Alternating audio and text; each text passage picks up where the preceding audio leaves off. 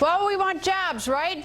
Well, then why was one CEO punished for creating more jobs? Peter Schiff, the CEO of Euro Pacific Capital, told a House subcommittee he was fined $15,000 for hiring too many brokers at his brokerage firm. And, of course, there are the legal costs.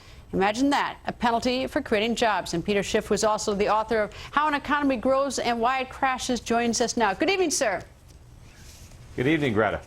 So tell me, right now, do you have the capital and profits so that if you wanted to hire some more employees, you could? Well, I have more than that. Just yesterday, after almost 3 years, I got a letter from the security regulators giving me permission, finally, to hire about 50 additional brokers. So I finally got that permission. It took a long time. I had to spend a lot of money to get it. And I also got permission to finally publish my research, which is something I've been wanting to do for years. So now I can actually start to hire some analysts. But for years I wanted to hire them, but basically I couldn't do it because I couldn't sell any of the research that they produced. All right, so take me back how this happens, because I don't need to tell you that we're desperate for jobs. And if I hear that someone wants to hire people and there's an impediment, I'm a little scandalized. But the reason I asked you that question off the top is I want to know if you're recklessly trying to hire people. And we've seen what happened with a firm out in California that got a little too much extra cash and ran themselves into the ground, our cash. But so tell me how your situation arose.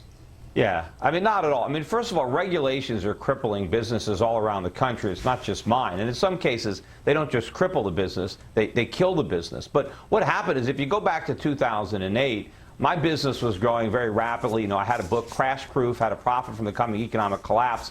A lot of the things that I forecast in my book started to happen. And so I started to get a lot of new customers. And in order to keep pace with all the new customers, I needed to hire new brokers to service the accounts.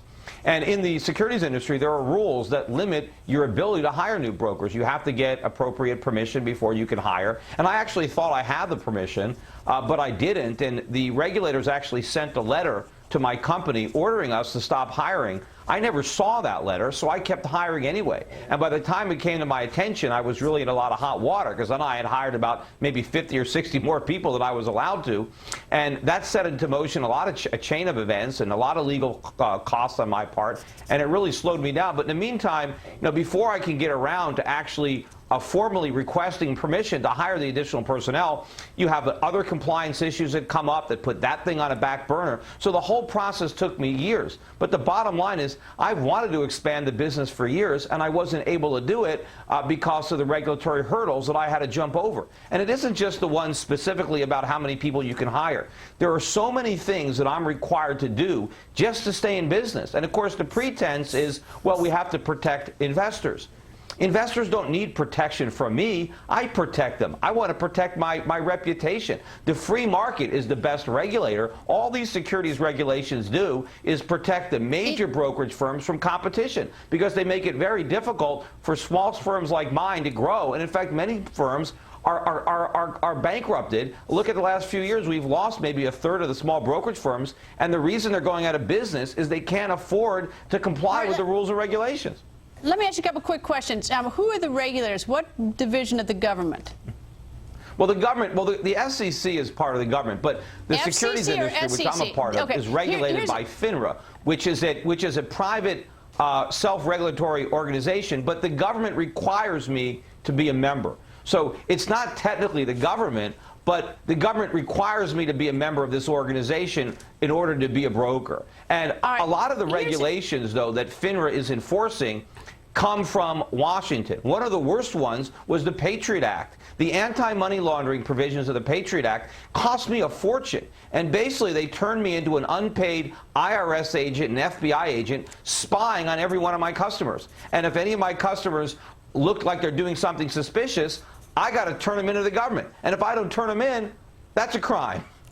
I guess the thing that's so confusing, I take that and I sort of position to what happens over at the SEC. For instance, where the lawyers got in trouble for spending all their time downloading porn at government expense. Meanwhile, Madoff goes out and commits the most incredible blunder where there's absolutely no review. So I've got the two extremes here. One trying to strangle a successful business that wants to expand, and then I got the situation over here that's absolutely deplorable. Yeah, I wish they were all just watching porn. Then the industry could actually grow. But, the problem with Madoff is Madoff actually happened because, I think, of the regulators. If we didn't have security regulation, I don't think Bernie Madoff ever could have gone as big as he was. People would have ferreted him out. There would have been more due diligence. But because he had the blessing of the regulators, nobody questioned him. Look, I think the industry would be better off if we had none of this regulation. Certainly my customers would be much better off because I could provide them with a whole bunch of different services, much more robust services. I could charge a lot less money, and I wouldn't have to spend so much of my time just complying with the rules and regulations. Really saps you of your energy, and almost it makes it like you don't even want to come to work in the morning. It takes a lot of the fun out of business. And there are a lot of people might wonder, hey, this guy is rich, why doesn't he just play golf, why doesn't he just go fishing?